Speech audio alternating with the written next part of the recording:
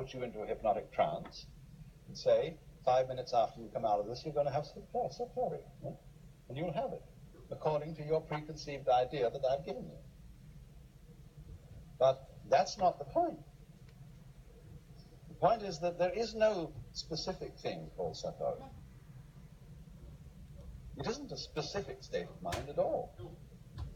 It is a way of living. It isn't an experience. It's a way of experiencing.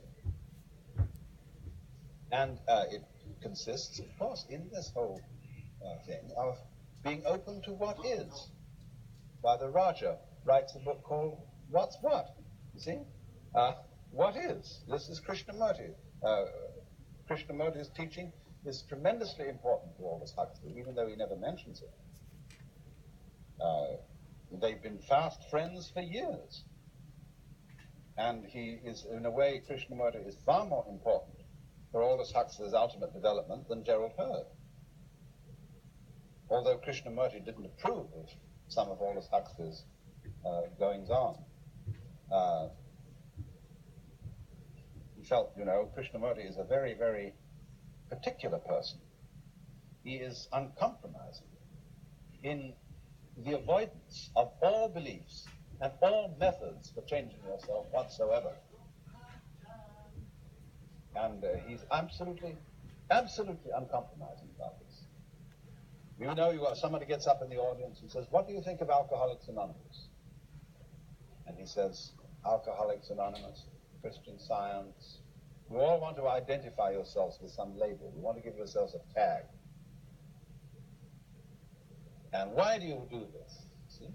Can't you meet with what really is directly instead of having to put a tag on it? And he always goes for this.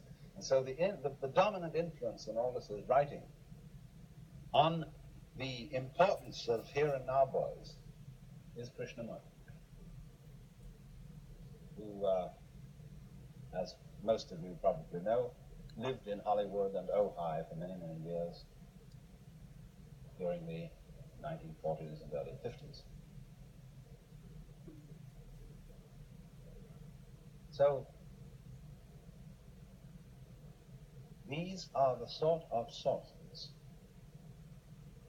which lead to Aldous Huxley's tremendous stress and emphasis on a kind of education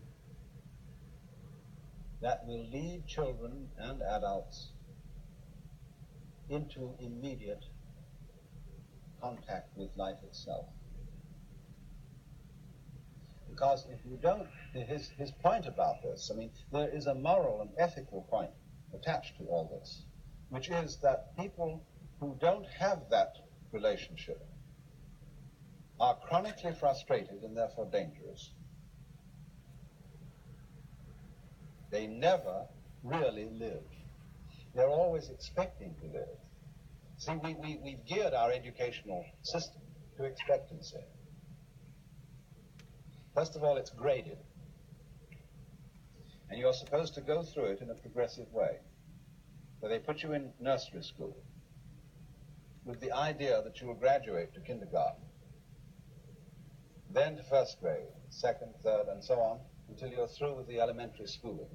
Then you go to high school, see, and then they start to put the pressure on. Because it's not so easy. It's automatic that you get from grade school to high school. But it isn't automatic that you get from high school to college. And it's by no means automatic that you get first year, second year, third, going on, and graduate school is a lot less automatic. But they egg you on, you see, to go up this ladder with the idea that what lies ahead of you is the thing that you've got to get. See, that's the thing, that's the good, is always the next thing. So when you get out of graduate school,